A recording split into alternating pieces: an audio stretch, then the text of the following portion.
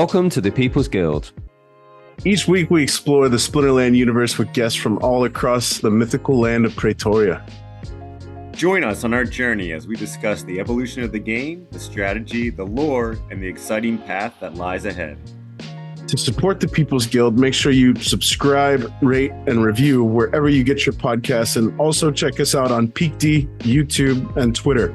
Send your questions, suggestions, and epic battles in our comments through Twitter or email at thepeoplesguildspl@gmail.com. We'll feature the best in our episodes and maybe airdrop you some prizes. Thanks for tuning in and enjoy the show.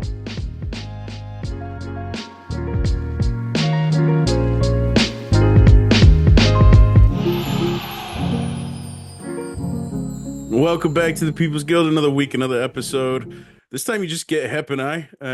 Welcome to the show, Hep. Wonderful to see you. We got you 2 weeks in a row. I think that's the first in a little while.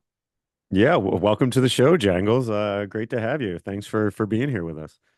Good to be here, man. So lots going on. It's been a little while since we've done a little People's Guild roundtable casual chat. I think for everybody who's been missing Hep, you're gonna get plenty of them today. So that's gonna be fun. Where do we want to start, Heppy? Why don't you throw a dart at the old board and pick one of the big happenings of Praetoria at the moment? Let's start there. Well, I want to start with, I'm surprised we didn't bring it up last week. We didn't want to talk about it last week. I mean, we had Clay. We went long, and I feel like we, had a bunch of other stuff. We went long. We could have gone twice as long. But I want to talk about the Splinterlands Fantasy Football League. For those people, I feel like probably a bunch of our listeners are in it, but I'm not sure how many different people we have in it. Maybe it's like 20 some, but yeah, Brave Tofu put together some fantasy football leagues that we're in, and I don't know. I just think it's worth talking about, worth mentioning. This week that just finished, I had a pretty good week. The week before that, I was up against B Jangles, and he beat up on me. So that's why I'm surprised he didn't mention it last week. But yeah, man, I just think it's something cool that people in the community coming together and doing stuff that is, outside of Splinterlands, but through the Splinterlands community. Got a Discord set up for it, and using SPS as the buy-in. So I don't know. I just think it's fun. I think it's cool to see people in the community kind of coming together and, sharing some other outside interests, and, using SPS to do it. Yeah, agreed. Shout out to Tofu and the founder and lead commissioner of the Splinter Bowl and Splinter Bowl 2 Summoners League. Yeah, I think I was just looking at the Discord to see if I could get an idea of how many members we got. We got 23 people active in there, 22 people. So good chunk of folks. Glad to see all that participation. And for those of you wondering, Hep didn't fully escape shit talk. There was plenty of trash being tossed on Hep prior to the episode going live. So Hep didn't get off that easy. We just didn't make it public. Yeah. As I said then, it was because most listeners should know by now I'm a big Eagles fan, and so Jangles had Saquon Barkley week 1, who just put up like 40 points on me. So I can't complain. I can't complain about that. When I get beat by Eagles players, I can't complain. I can't complain about that. So all good. That's the way to do it, man. If you get involved at all in any sort of fantasy team, I think you find yourself feeling a little bit conflicted at first, but it's much easier once you separate the two and pull for your home team over all things else. Yeah, it makes it a little bit easier to I know a lot of people who, loss. Yeah, I know a lot of people who kind of focus more on fantasy football than actual like care or root for a team, which is that's cool too. It's kind of a cool little thing you can do. It's fun. I didn't get into it for a while.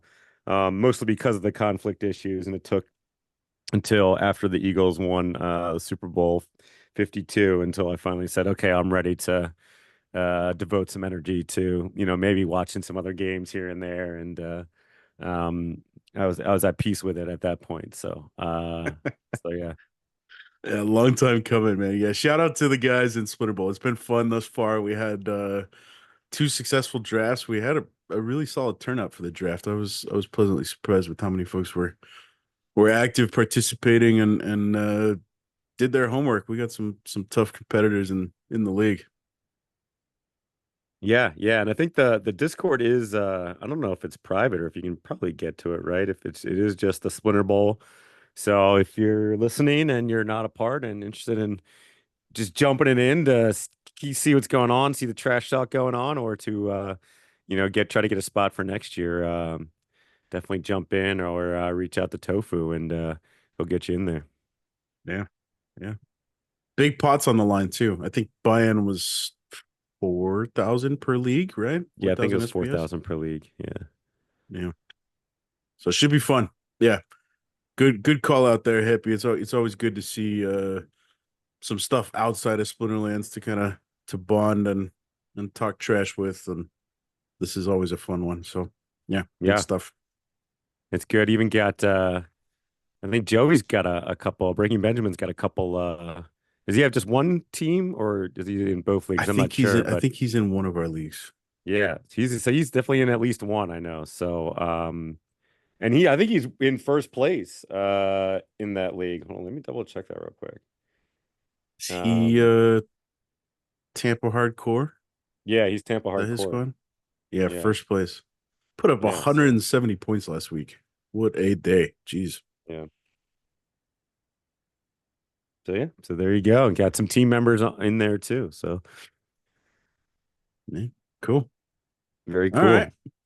cool. Well, what's next on the docket? All Happy right, next on the list, I'll shoot it out. We got the announcement that I guess the Rebellion reward unbinding is happening. So yeah, man, just wondering your thoughts on that. And I guess it's going to be the 20x, and they're just going to keep it, not going to have the reduction in the cost at all, like we kind of wanted. But yeah, what are your thoughts on that coming out?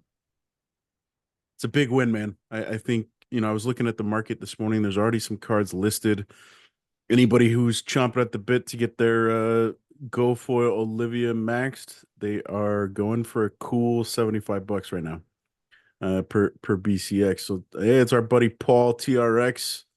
Looks like he took the plunge, unlocked his his GoFoil Olivia and listed it. So yeah, I Oh think man, I got a gold it's foil Olivia, I think. well, if it moves, man, I mean, it looks like there's only one. That's the only one that's been unbound at this point. So it's definitely an interesting proposition. So that's what 50K DEC to unlock GoFoil epics right now.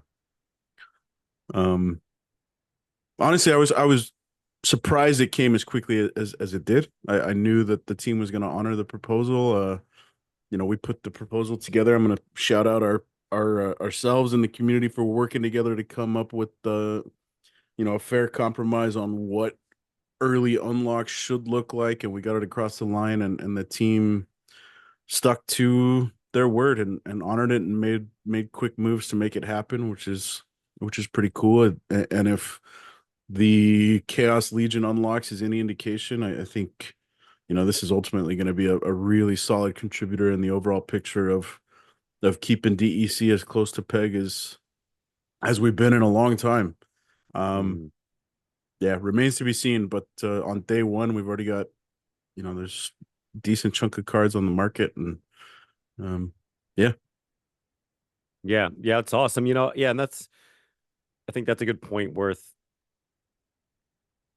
discuss a little bit more, the fact that it gives another continual use to burn DC, right? Which the team at least at one point thought that that is just such an important thing, um to kind of have that those different mechanisms to burn DC to try to keep it up at peg. So yeah, I think we got another one here, which is great. And hopefully we get it and it stays up. Now I'm like going to check out my.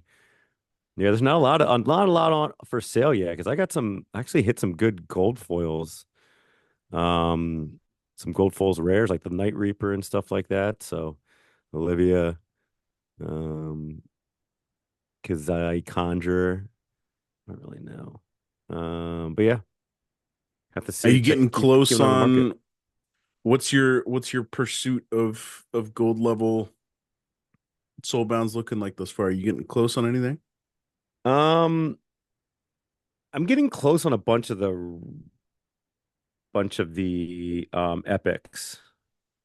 Um, I actually I'm not even sure. I haven't been. I kind of did like a bunch at first because I had saved up a bunch of glint and I had gotten a bunch of like legendaries and a bunch of the epics and some rares and just a bunch of everything. So I kind of got everything almost to like a lot of stuff almost to like silver level pretty quickly, and then I've kind of just been taking a little bit slower since then. So because I used up a lot of the glint I had, so I need to definitely kind of just keep grinding that out, and I haven't paid attention to it much the past couple weeks. So I've just been super busy, man. I've been traveling for work. Work's been busy. Stuff with the family and stuff's been busy. I've been, getting like a couple day, like a 1 or 2 days a week or a little bit on the weekend to play. Um, but yeah, I just feel like I haven't had time to like sit down with a lot of these cards, a lot of the new try out some of the new abilities. I've kind of just been trying to get a few battles in here and there where I can get my brawls in. Um, and so that's kind of just been it. I haven't like focused on it too much.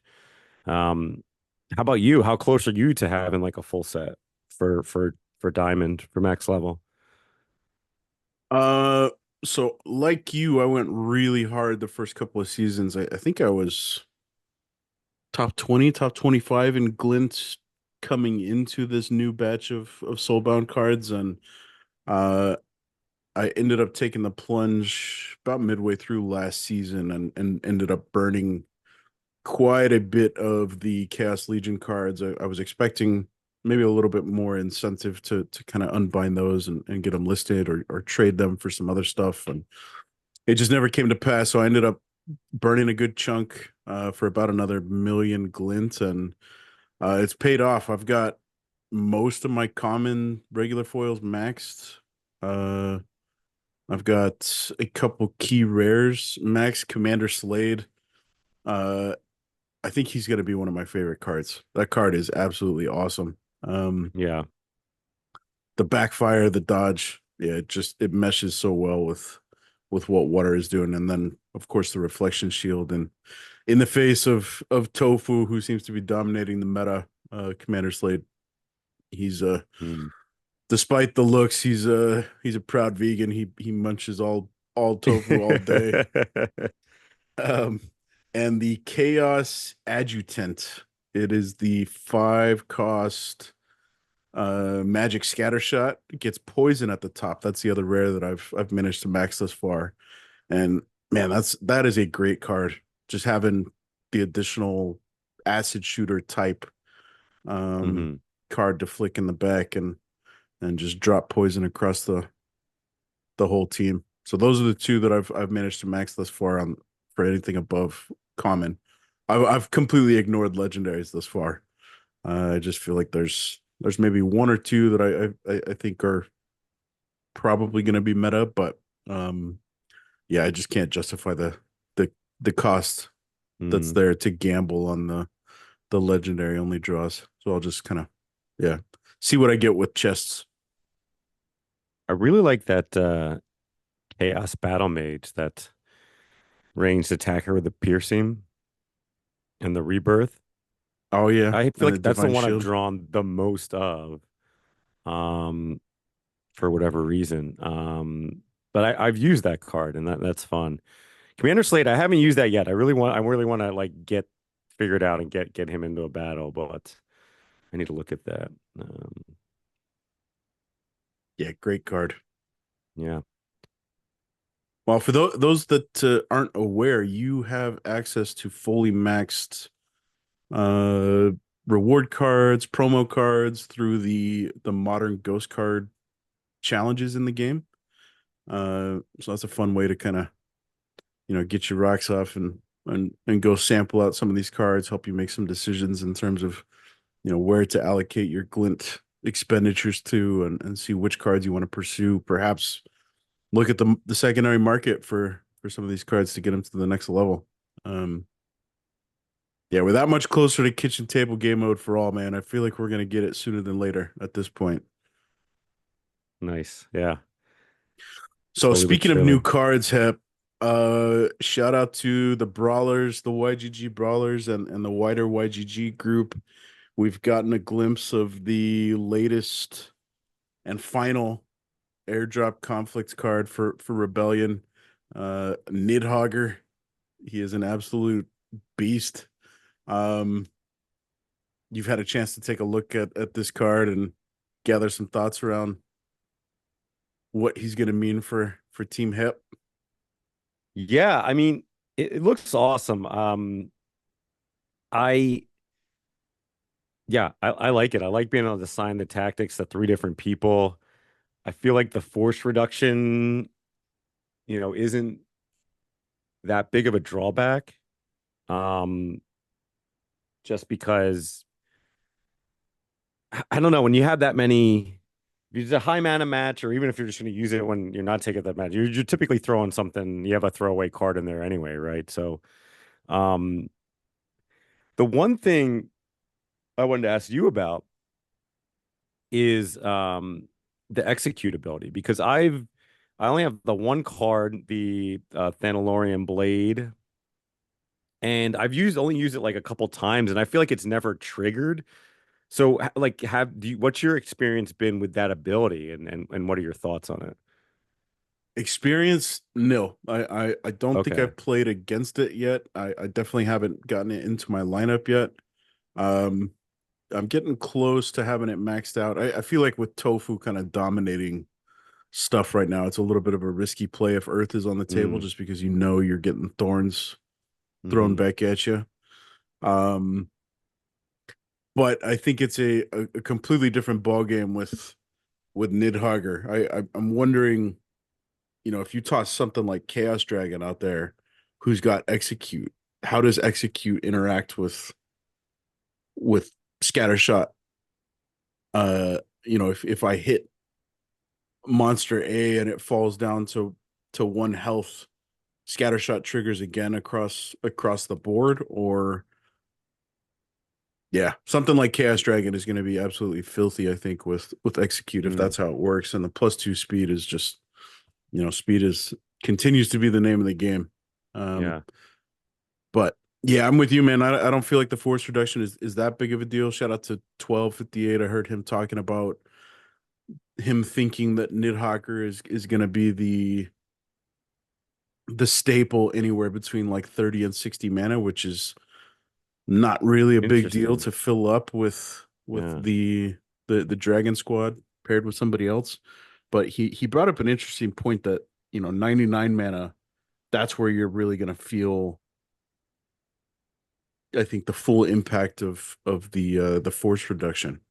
Hmm. Um, because in all likelihood there's a good chance you're going to go up against a team that is stacked with the best monsters in the game, and Yeah. it's not just going to be five of them. Yeah.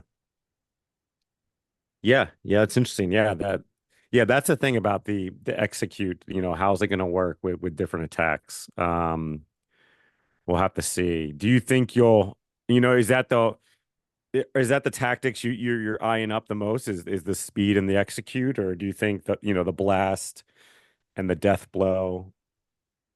I don't know. Is death blow? I feel like death blow they put in the game to take out Kron, and it's always nice to have when it kind of every once in a while it'll be like, oh, I know we talked about this before, where it's like, have you ever played death blow, specifically played death blow? And there's been a couple of times where I have. But that's really rare. And usually in like ranged only matches, um, with the gargoyle. But yeah, do you think you're gonna want to use that blast, like three different guys with blast? Could be pretty interesting. Or do you think you're really just eyeing up the speed buff and execute? I really like. I mean, Yoden is a lot of fun for a lot of reasons, and Blast is a big part of that. Uh, like we have talked about the death blow and it kind of being a little bit of a pointless ability until it's like, oh, I forgot that this card has death blow. I wonder why he did, 15 damage to this card. Uh, I think it's going to come into play a little bit more here because of the blast being paired with it. So imagine Rage dropping five magic damage with Blast. Every time you're damaging the opponent behind or adjacent to the targeted monster, you're Mhm. putting more value in that death blow. Yeah. Yeah. By the time that monster gets to the front, it's going to be weakened, and ultimately it's going to be, I think we're going to see a lot more instances where death blow actually matters in this circumstance. Mhm. Probably more so in Wild, where more guys have last stand, and you've got Llama who's triggering last stand. We don't have a whole lot of last stand guys in the game now, but um, There's a couple. the new dragon guy is one. What's the Chaos Legion range guy? Oh, the fire Tinderlock. Tinderlock, yeah. Is there any Yeah. others? I think Dude, I that's could have it used for. it my last brawl. I could have used Death Blow. I had um went up against someone. They played Rage, a bunch of stuff with a kitty, and I had played I had done like the Olivia with the Izzy R and Inevitable up front and some other stuff in the back. It was a really good lineup, but I just couldn't get through Rage. At towards the end, it was like even with the Olivia had got like all the awesome stuff. She actually the one thing she didn't steal from the opposing team that I needed was a tank heal. And so yeah, it got it to like I mean Rage was getting healed for like 20. And there was a couple times where I mean, like I had him poisoned. I didn't have an afflictions, but I had him poisoned. I had, I think I played my what's that light double strike sneak guy, the silver sea shield assassin or something, whatever he Yep, is. yep, And and then I just would always getting like one miss where it drop him. Like there was like 4 rounds in a row where I'd have like one or two misses in the rounds where if I had just gotten that hit from like any of my other monsters or in it would have just like he would have gotten taken out with a poison, but then Kitty heals him from, you know, like 18 health and then he's back with a life leech and oh, it was just brutal. It was brutal. And then I lost in fatigue. I was super pissed about that. Because like I had him down to rage and I had my full team left. And it was so like, yeah, for all intents and purposes, I had basically won it. If it just wasn't, if I just stolen that tank heal, or if I just had gotten like, didn't have that, those couple misses, I would have won that brawl. And yeah, it was a bummer. Especially like our first brawl up at the new at tier 4 now. We're tier 5. We're at the tier tippy 5, top, right? dude. Tier 5, man. We're up with the big boys now and getting And that big first boy place SPS. finish, bro. Yeah. That's awesome. Yeah, really Yeah. proud of crew Niflheim. 330 SPS. Yeah, that was a great way to reintroduce ourselves to the guilds we haven't seen in quite some time. We went up Yeah. against the big boys too. Yeah. I faced off with Dwayne. I was talking some shit in the TPG Discord. He Oh, nice. conveniently missed that message or chose not to respond. But yeah, despite the team's efforts, I had one of my inferior performances that I haven't had in quite some time. So hopefully I got it out of my system and we're back ready to rock here in a couple of days for round 2. But yeah, long time coming, man. We've been trying to get to tier 5 for realistically probably the last year. I want to say Really? Was it just the crowns? We just didn't have the crowns? crowns and DEC. It was a million Oh, DEC to wow. get there. Yeah, but yeah, Dishonesty made a little bit of a rally call and everybody responded. We finished off the last like 600K DEC Oh, in man. I just a few missed out on days. that. And I would have I wish I'd been able to put some more into that. I feel like I definitely missed out on that. I don't know where I was, but I didn't Well, I see think that. So our arena needs 1.5 million hep, so there's plenty of room to plenty of room for. All right, yeah, I'll make a the barracks too. good donation. Yeah, donation for this season. Yeah, are we donating to the barracks now or arena? Barracks looks like it's getting the most action Most right love. now. We got a long way to go. We got the crowns to, I don't know, we're a couple brawls away from having the crowns to do it, but yeah, we're getting up there, man. Nice. Yeah, Yeah. man. So what else is happening in Pretoria that's got your interest, Hep? Let's see. So yeah, the new card coming out. What else? I guess I don't know. Just looking forward to, maybe the next town hall, maybe seeing what's going on with the player experience. Like to get some more info on that and see kind of where we're going. Um, yeah, I haven't heard too much on that. Have you heard anything on that? Any rumblings or your little birds tell you anything? My little birds have nothing to tell, I think, man. Yeah, Yeah, I think town hall is what, just a couple of days away. Matt's fresh off of he's back from the the High hive. Fest. Yeah, Yep. So hopefully some good news to come out of our fearless leader this coming Friday morning my time, I guess Thursday evening for the Western world. Um but yeah, there has been some talk around the new player experience in the town hall chat.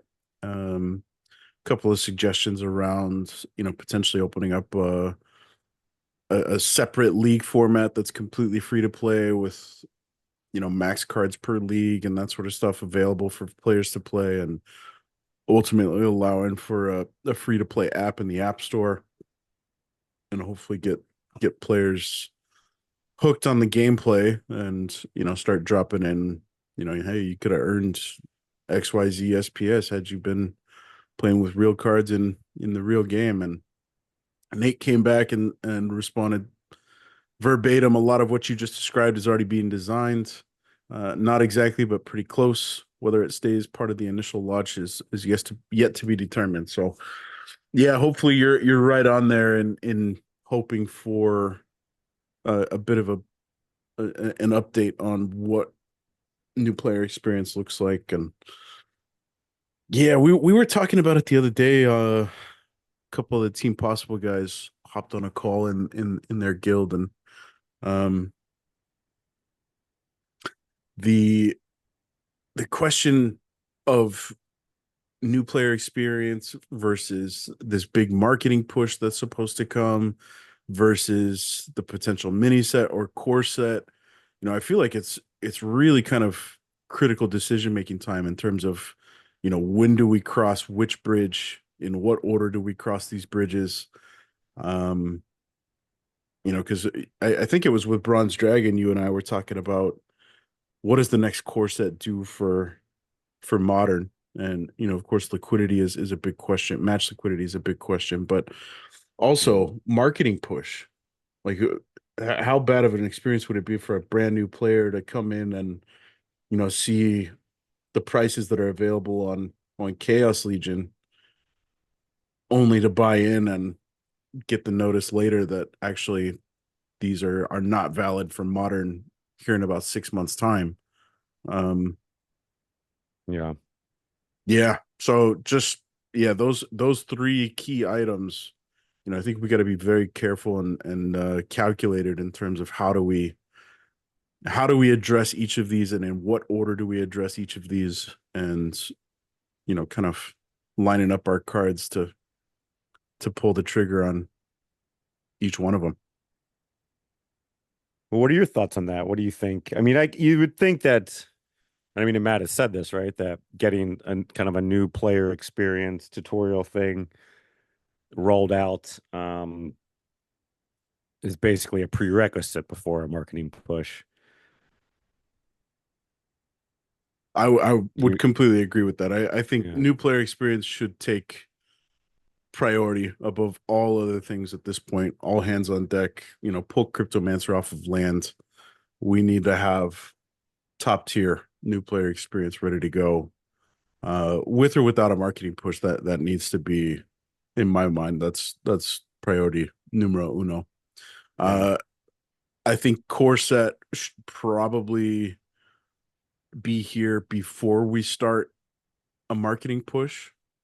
That might delay the marketing push 6-9 months at this point. I guess if assuming that we don't get the mini set, that means we would get the core set sometime Q2, which April, May, June, somewhere in there. So 6 months, 8 months from now. Yeah, I just think for the overall experience, we've got to have, you've called this out, ad nauseum over the course of the podcast as a guest and as a co-host.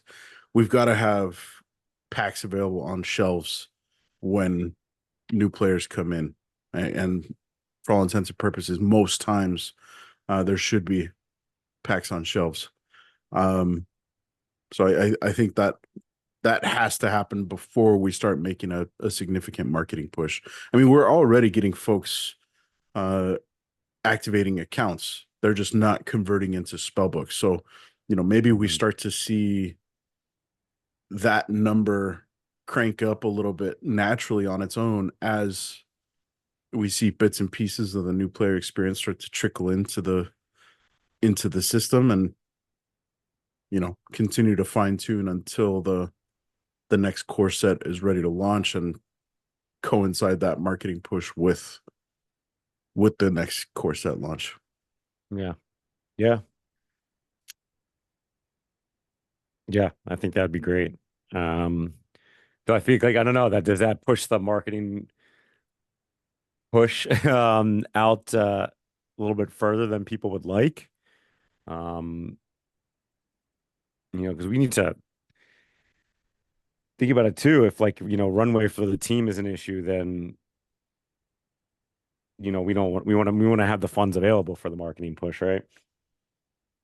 Well, my understanding, and maybe you can shed some light on this, is if you've got a clear picture, is the HBD that we're receiving as part of the DHF is strictly reserved for the marketing push.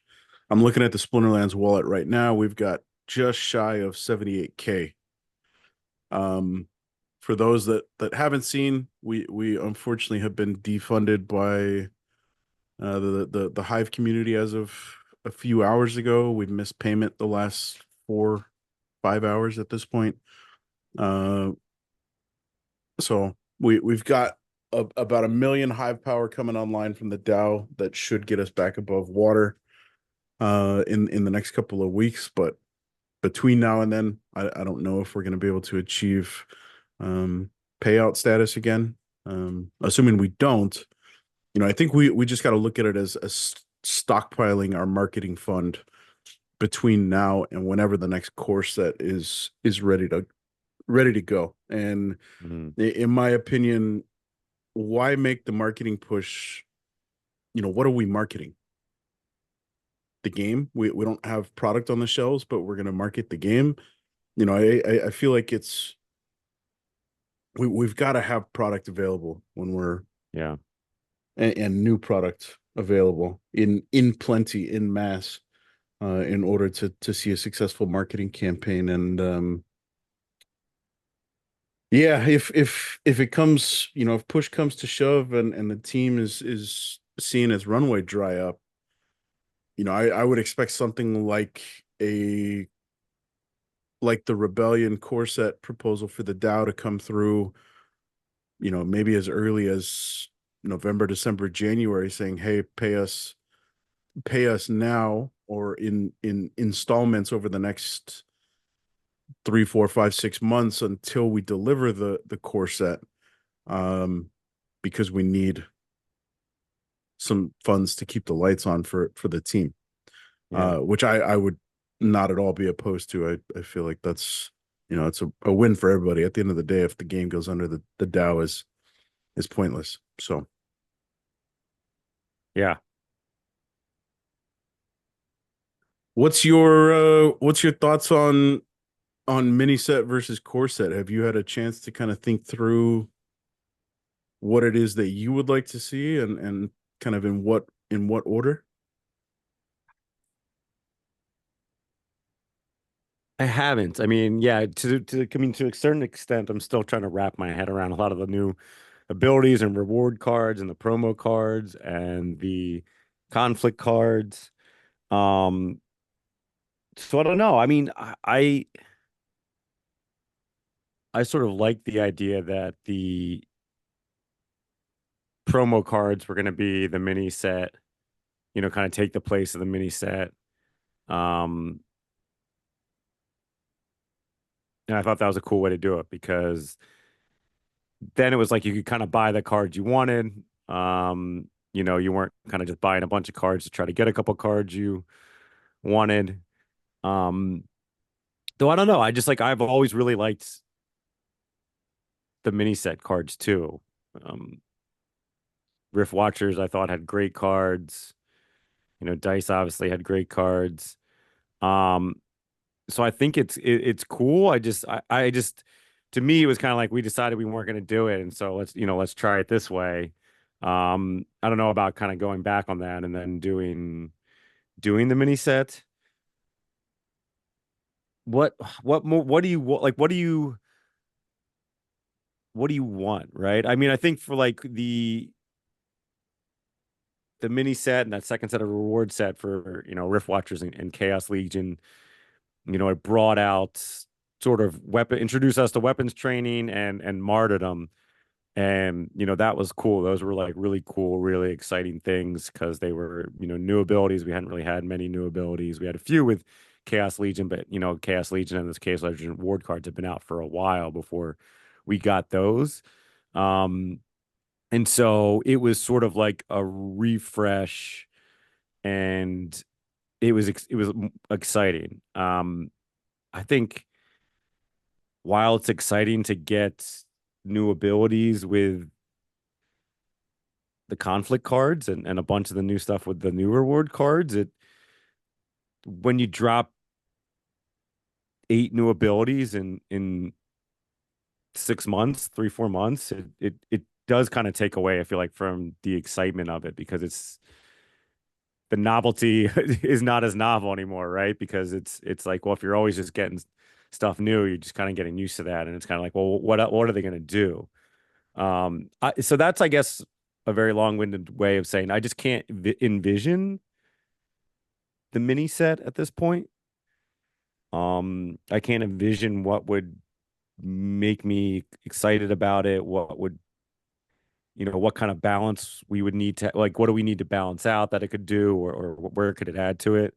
And so, yeah, that's why I've kind of I just can't envision it. I kind of don't want it because I just can't see it. I can't see myself being excited for it. That's an interesting take. I hadn't really considered that. I was thinking more of along the lines of, because I'm with you. I started to look at the promotional cards as Rebellion's mini set, and I wonder if that's a viable path forward for delivering a mini set in the future, or in lieu of a mini set is 10, 15 promo cards, which wouldn't be too far off from what we saw with something like Dice. I think Dice was maybe 20 cards. But yeah, I tallied up the total number of abilities that we've seen introduced into the game since Rebellion. Do you care to wager offhand how many abilities we've gotten in from the start of Rebellion to now? So including the core set, the reward set, and the promo cards. Um, are we counting? Yeah, we're counting the initial promo cards, right? Yeah, so Mantroth and what's his face, GBS. Bardoon. Well, Yeah, Grimbar they Dune count. didn't have anything new. Mantaroth had Shield Strike. Yep. We've had, and I'm not looking this up. There's Shield Strike. There was like the Kai had the um because we've had like in the Enfeeble. enfeebles, we've had the slow, and I mean the reward set just had so many because we have all those like weird debuff ones Mm-hmm. that affect your own team. So that's like 5 or 6 new ones right there. I'm gonna without trying to go through all of them, I'm gonna say like 15. That was my guess. And then I went through and counted. We have, so including the force reduction from Nidhogger, we're at 20. Wow. Okay. Yeah. So you're right, man. It's a lot. We had 1, 2, 3, 4, 5, 6, 7, 8, 9, 10, including force reduction from the core set, and then 7 from the reward set, and 3 from the promo cards. And we still have 8 promo cards to go. So for all intents and purposes, and we got 2 new abilities, one on each of the promo cards. Uh, for all intents and purposes, I'm expecting that we should see, at least 5 or 6 more new abilities as we kind of make our way through the promo cards. So call it a cool 25. Do you feel like is that too Jeez. much? Do you feel like Yes. it's too much to take Yes. in? Hot take here. Yeah, it is. It is. I mean, it's like I know we talked about this a bit with bronze. And I feel like this is kind of my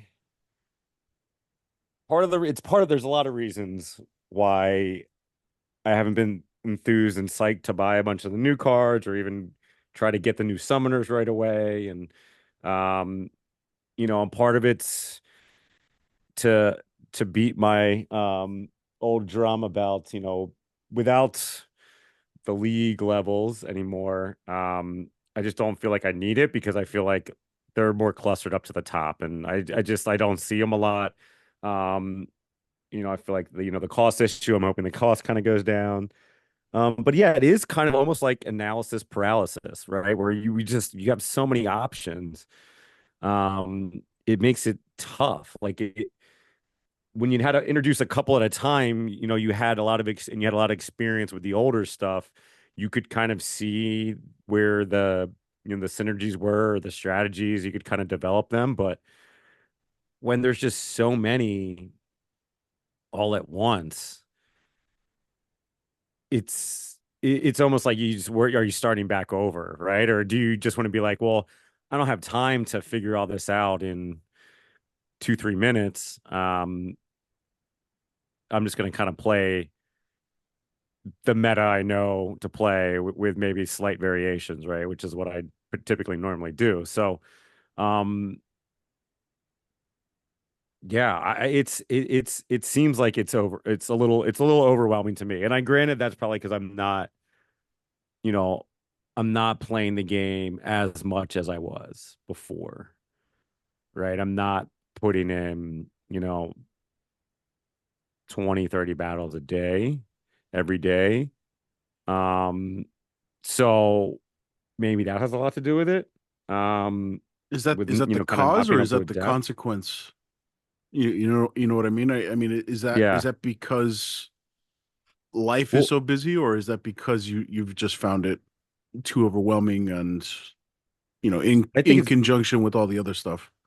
yeah, I mean, I think it's both. And I'll say too, one thing, and I think the mobile experience and playing on the phone is good. Like they've done a good job with it. But it feels overwhelming to try to do it on your phone, right? Because you have so many cards and so many different abilities and so many, different rule sets. Whereas before I kind of knew better off the top of my head in certain circumstances what cards I was going to play, and just like not even be able to physically look at enough cards on a screen at one time makes it seem too difficult to play on my phone. So I basically no longer play on my phone like during the day at work. Whereas before I would play, a few battles during the day, take a break here and there, get a couple battles in. Um, and I think I think the part of when they changed everything around at first, and there was like, there's a couple of hiccups there, and that kind of like got me off of it. But I think the bigger issue is just the overwhelming number of options makes it seem too daunting for me to just want to whip out my phone and casually get a quick fun game in, because it just kind of seems a little too stressful to kind of scroll through the cards on my phone and try to flip back and forth and use the filters to get what I need. Um, and yeah, and so I think that's a big reason why the number of battles I play in a day has decreased. Yeah, there's just so many options. So Interesting. Well, Nate, if you're listening, here's some feedback for how to tighten up that new player experience on mobile in particular. Um, yeah, I kind of you look at Chaos Legion, and we had maybe 4 or 5 new abilities, and then it wasn't until the second reward set that we got another influx of abilities, because all of the summoners came with stuff that was already introduced, if I'm not mistaken. mhm. Whereas we've seen a very different approach from the design team and Call Me Tim this round, and I see both sides. I feel like the abilities are actually a lot of fun for the most part. Like Mhm. Cryptic, I think is absolutely awesome. Um, he's got the expose. I think Vanka is absolutely rad. So we're seeing making these airdrops desirable through new and somewhat exclusive abilities, I think is the right approach. And generally I'm a fan of that. But I do see what you're saying, where it feels a little bit overwhelming with just holy shit, there's 25 new abilities. I don't know what half of these things do anymore. I'm gonna go play in Wild where I know what's up. Yeah. Um, yeah, so I don't know. Maybe there's a sweet spot in terms of delivering new stuff to keep it fresh and exciting without overwhelming and to quote you, the paralyzation of folks just because you're overwhelmed by choice. That's not fun. That's stressful. It sounds stressful.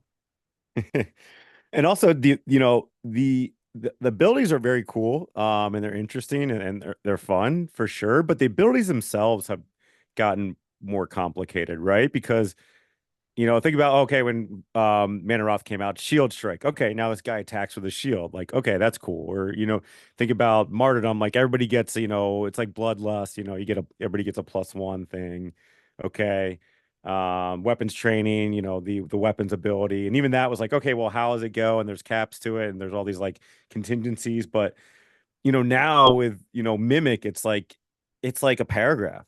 Uh, you know, trying to figure out like it's gonna do this and gonna do this and gonna do that. And like you got to sit there and read it a couple times to even like begin to wrap your head around what it does.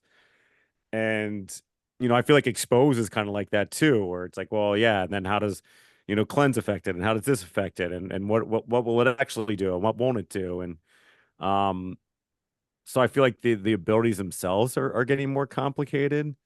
Um, which makes it, I guess you kind of just have to get used to playing it and get used to knowing, okay, yeah, in this situation, this is going to be good for this reason, um, without having to think through, all the different steps of what it's going to could possibly be and how it could be countered.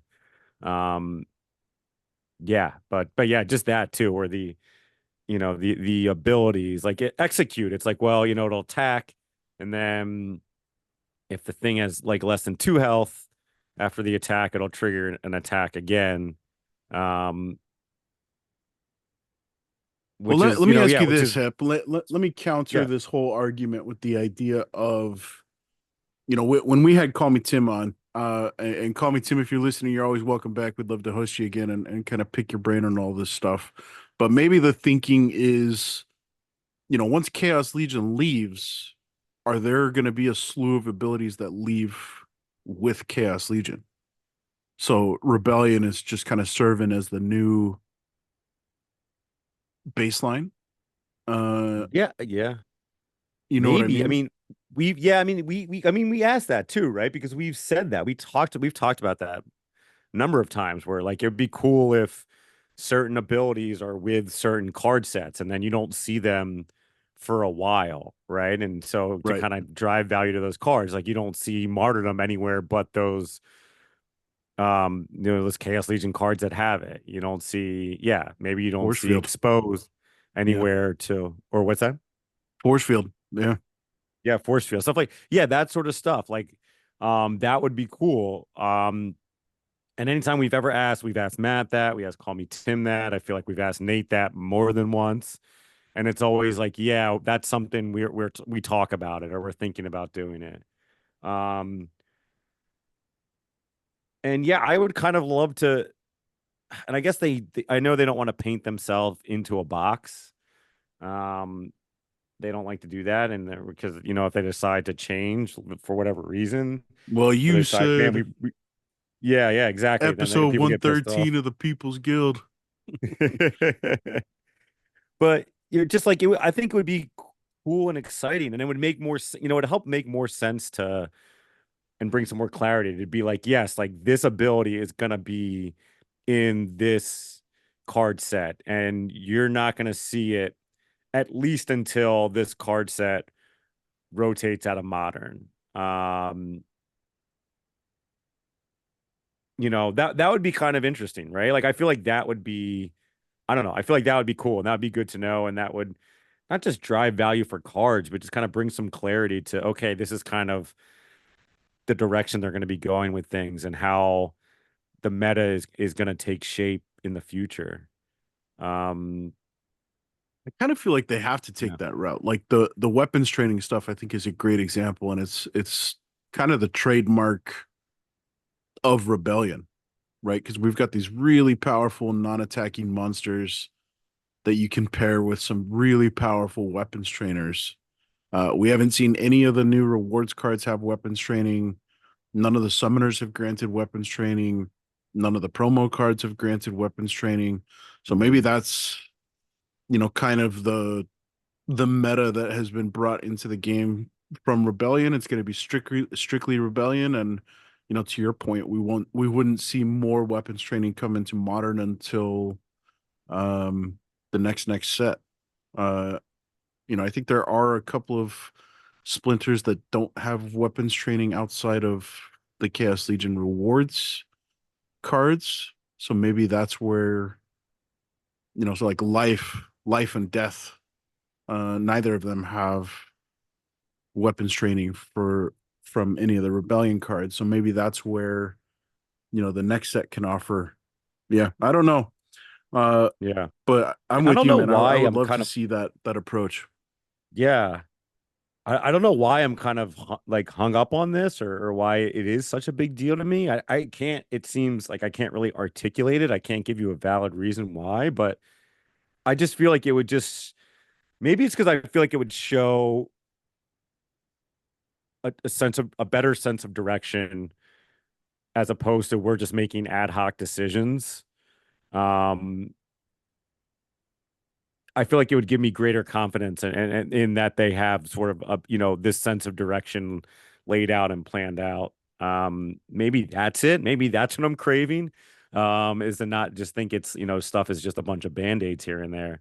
Um, because I feel like that's, yeah, it's what they should do. It's what they seem like they're doing. But yeah, why not say that, or why not say that ahead of time, or be like, hey, this is, yeah, like this set or like these cards are going to have this ability and nothing else is. Mm.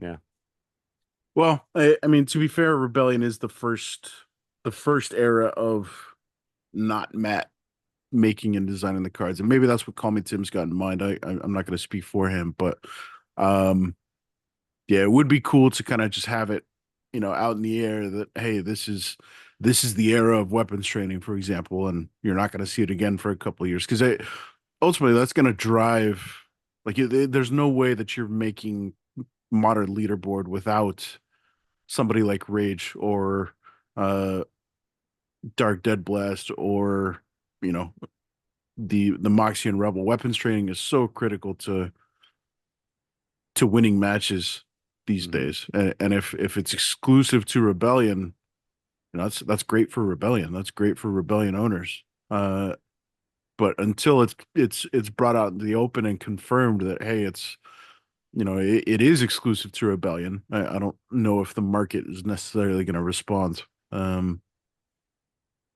Yeah, it's a good point. I'd like to hear that either confirmed or dismissed one way or the other. Yeah. Yeah. Yeah. And it'd be cool. It'd be kind of cool to just say, like, okay, like this is the way the game is gonna be for now, and then it's gonna change when the set rotates out too, right? It's like I think maybe that's part of it too, where like I just don't want to think like, okay, it's just they're gonna, when these cards start to rotate out, they'll just bring in other cards just like this that'll be, weapons training, and the game is just kind of gonna be stagnant, but keep adding, not stagnant, because then they'll keep adding more abilities. Right. That's the thing too. Like I want to know that it's, at some point we'll get, a set level of complexity, but that, the abilities will change, but they're not going to just keep adding. Like we're not going to add, because Without direction. what if they, yeah, what Yeah. if they add, the next set, the next course set, if they add another, 50 abilities, like it's just what is that going to do, or is that what we want, because we want it to be just so crazy that there's so many different options and something you can play that makes it harder to bot and use battle helpers and stuff. um yeah, what's the right balance, Yeah, I don't know. I mean I'm all for continuing to keep things fresh and bring stuff in. I would, we were talking about this with Bronze Dragon. I would love to see, more kind of continuity and definition of particular elements. And I think we continue to see some of that. Like life, death are pretty well defined. Fire is pretty well defined. Um, Earth and water, I'm not sure. I feel like they're both pretty versatile. Um, and that would help your argument of, if we're going to continue seeing a bunch of new abilities, kind of making them unique to particular splinters and leaning into the elements of, death or life, for example, and introducing them exclusively to those elements. That could be a cool turn for a future set too. Yeah, I would love to see them sort of, unbalance the splinters a little bit more. And not to say that, to make it more of, yeah, where it's sort of I don't know if it's like a rock, paper, scissors match sort of thing with the splinters, but yeah, just kind of have more distinct. One splinter's just going to be faster. One splinter's just going to be better with magic. One splinter's just going to be better with healing. Yeah, Those sort of things. Yeah. yeah. Well, tall task, man.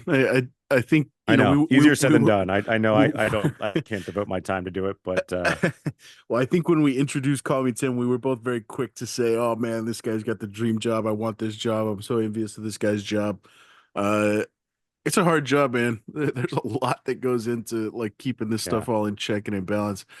Something else I would love to see is and we got away from it. We were really good about seeing new rule sets once a month, once every couple of development cycles. We haven't gotten a new rule set in months. Yeah, that's a good Um, point. yeah, I would love to see. I mean, that's aside from introducing new abilities, that's a great way to keep things fresh is and generate, new hype around particular cards that I think to counter tofu would be great to see like everyone's got reflection shield sort of thing. Yeah. Or, thorns are worthless or something like that where uh every once in a while you're going to come across this rule set that kind of limits that sort of stuff. Yeah. It's I think it's tough though too, right? Because I think they also, to a certain extent, when they were doing the rule sets, it was like, well, we can't just like give everybody the abilities that these summoners are supposed to give them, because then what is, then it lessens the value of that card. Well, I mean, there's a You know what true I mean? strike ability that, that's Kitty's number one advantage, right? Yeah. That didn't do anything for Kitty's value. She's still the the cream of the crop. Yeah. Or Blast too. I mean, Yeah. Yoden didn't hurt Yoden's value. But yeah. All right, man. Well, just past the hour mark. I know we were trying to keep a little bit of a shorter and sweeter episode. Is there anything else we kind of want to mull over here before we put a bow on this thing? No, nothing pressing for me. How about you? You got anything else you've been thinking about? Um, yeah, I'm maybe a little bit of spitballing with you. So we've talked about Hive a good bit. We've had Azurcon a number of Mhm. times. We've talked about Hive with some of the other guys in the community, and Matt's just coming fresh off of the Hive Fest stuff. DHF has been unsupported as of this morning. Um, as briefly as possible, and without, I want to be honest, but at the same time, I don't want to ruffle too many feathers. Uh, it is really disappointing, man, and it feels like we are going to be subject to this ongoing crusade through till the end of time. Like I just don't know if we can escape.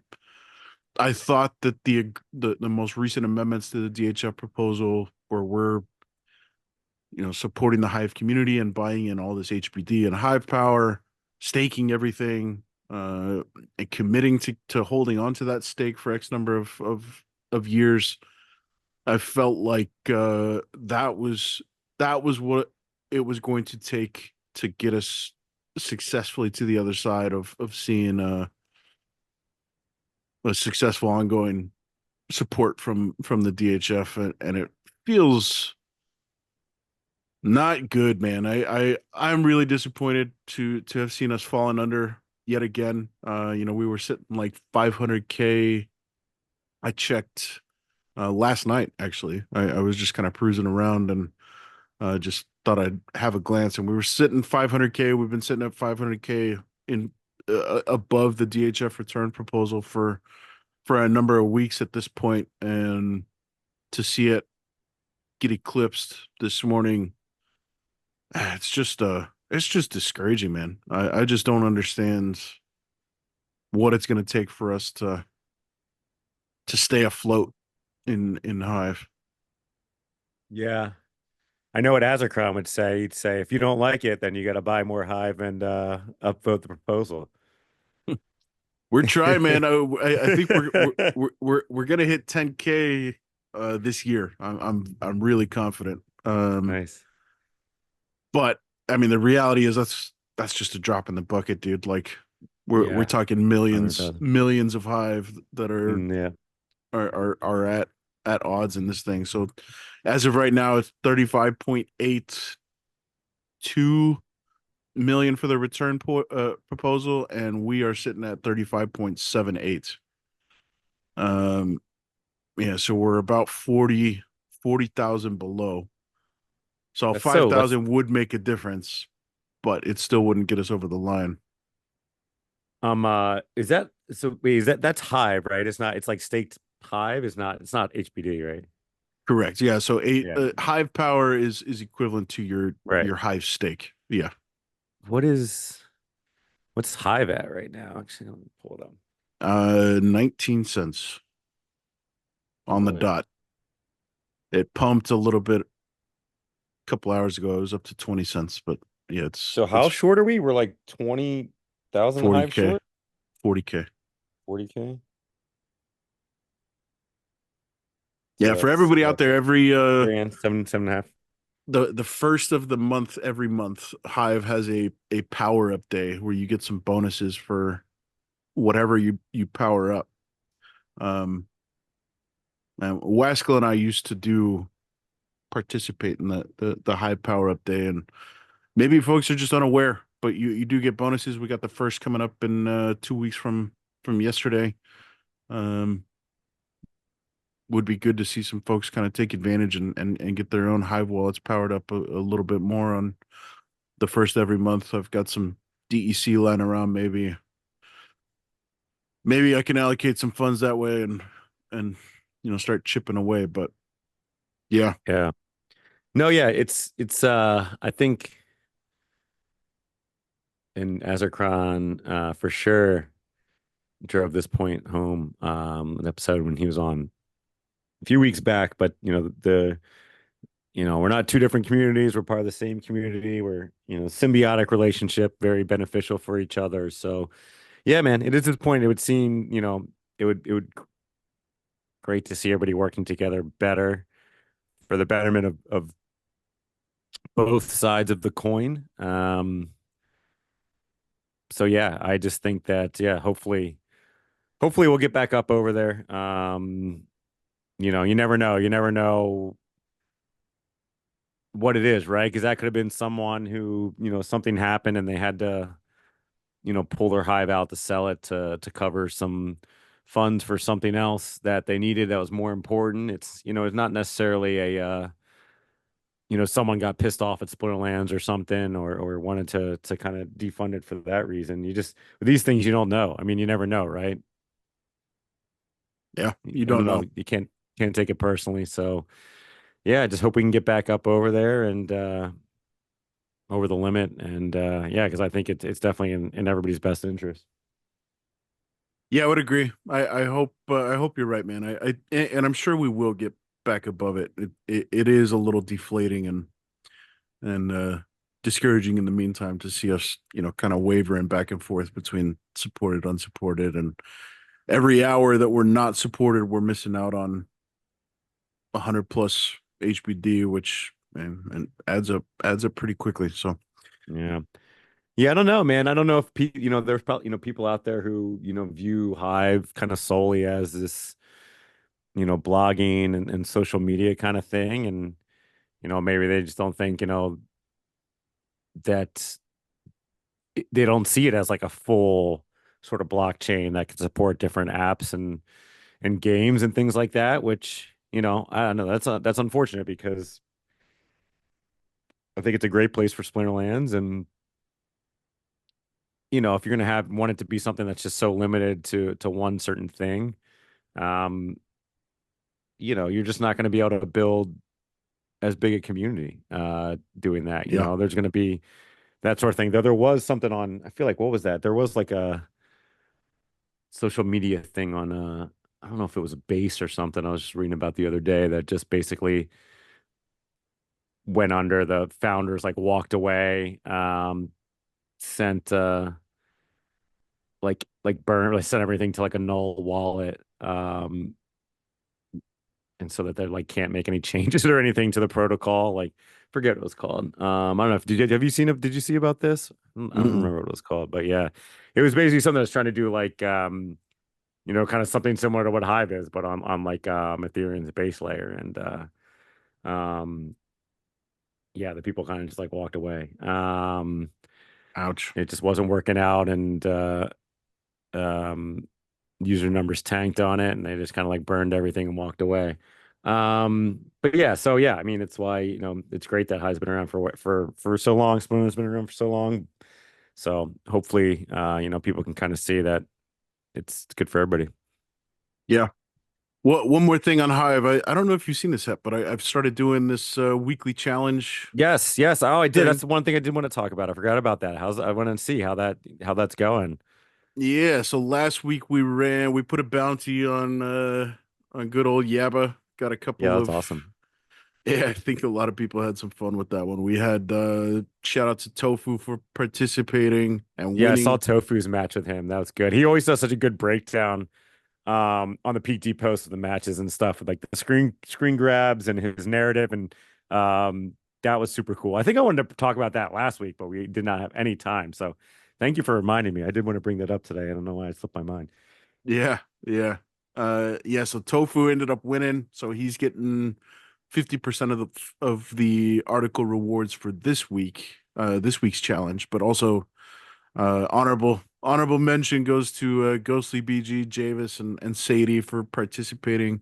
Nobody submitted a loss to Yaba. I don't know if that's if people were actively avoiding that, but yeah, we had 4 articles and 4 wins. So Yaba, the bounty has effectively been served up. Everybody received a little thank you. I sent out some Untamed packs courtesy of an anonymous donor in the community. You know who you are. We appreciate you and supporting us. And I've purchased 80 Chaos Legion packs to give away as future rewards for participating. So Yeah, yeah, it's keep not your just eyes hardy peeled. stonefishes anymore. We're moving up in the world.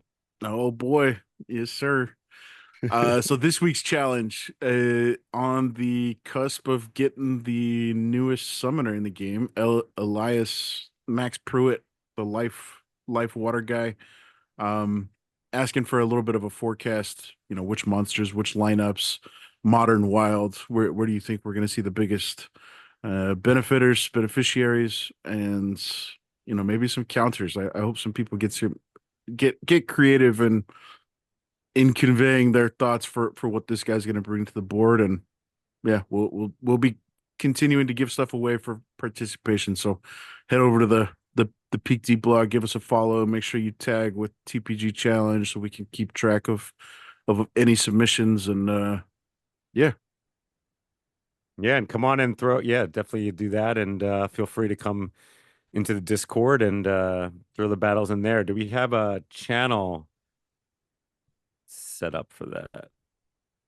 Uh We do Banter not. and episode seems to be The that's just one. the Should we get wide a separate channel for this? just the challenge. Yeah, I could. That's easy to whip up. That's no big deal. I'll do that. Cool. Good idea. Nice. All righty. Well, Yes. cool.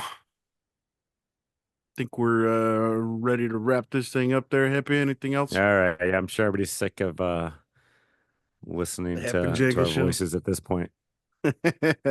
Well, this is fun, man. It's yeah, I was trying to look back when the last time we did just the two of us, and I don't think it's happened this year. I think this is the first time in probably better part of a year since we've just had you and I hanging out on the show. So Yeah, good to catch up. Just you and me. Happy. Good stuff, man. absolutely. Absolutely. Always. Cool. All right, everybody. Hopefully you enjoyed the show. We'll catch you at Town Hall here in a couple of days. We'll catch you next week. We got some, as usual, some cool guests lined up for the coming weeks. Stay tuned. Participate in the challenge. Go vote for the DHF. And yeah, we'll see you at Town Hall. Ooh. Until then, you have been listening to The People's Guild.